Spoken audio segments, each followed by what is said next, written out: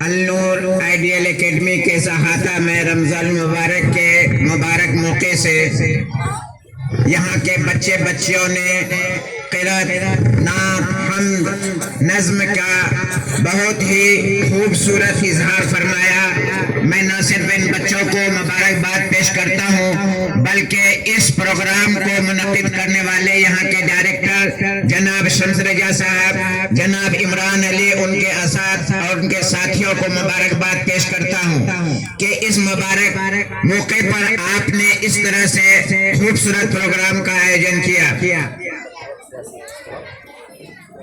جو شخص دین کے خاطر دینی لمحوں میں کچھ لمحے گزارتا ہے، اللہ تعالیٰ انہیں کتنے انعام و اکرام سے نوازتے ہیں۔ اس کے متعلق ہمارے امام صاحب مفتی اطہر جمال قاسمی ابھی بیان کریں گے۔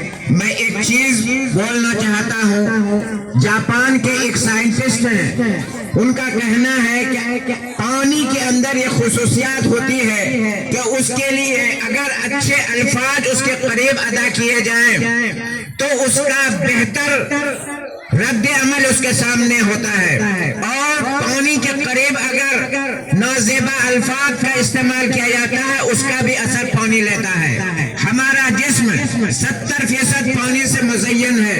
اگر ہمارے پاس، ہمارے قریب، ہمارے ماحول میں اللہ اور اللہ کے رسول کی باتیں، دین کی باتیں، مثبت باتیں، اچھی باتیں بیان کی جائیں تو اس کا اثر دل لیتا ہے، قلب لیتا ہے، اور اس کے اثرات بعد میں مرتب ہوتے ہیں۔ اور اگر خدا نخواستہ ہمارے قریب، ہمارے ماحول میں اگر نازیبا کلمات، ڈانس جیسے الفاظ، نعت جیسے الفاظ اور دوسری باتیں اگر پیش کی جاتی ہیں تو اس کا اثر بھی ہمارا دل اور ہمارا جسم لیتا ہے۔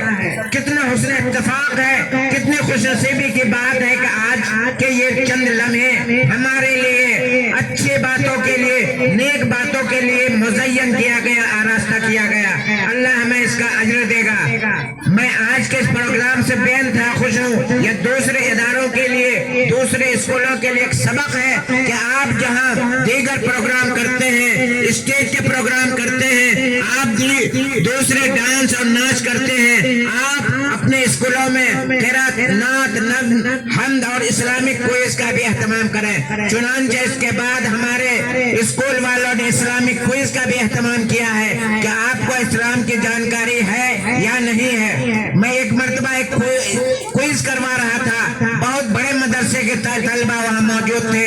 کچھ دیر قبل انہوں نے تقریر کے دوران یہ فرمایا تھا کہ حضور اکرم صلی اللہ علیہ وسلم کی پہلی بیوی کا نام حضرت خدیجہ رضی اللہ عنہ تھا، لیکن جب وہی سوال ان کو کوئز کے ذریعے پوچھا گیا تو انہوں نے کوئز میں جواب دیا کہ ان کے سب سے بڑی بیوی کا نام بی بی عائشہ تھا۔ تو یہ کوئز کا اہتمام یہ کیا جاتا ہے کہ آپ کا مینٹل پاور کیا ہے، آپ کا آئی کیو کیا ہے، اس کے اوپر بھی ہمیں دھیان رکھنا ہے۔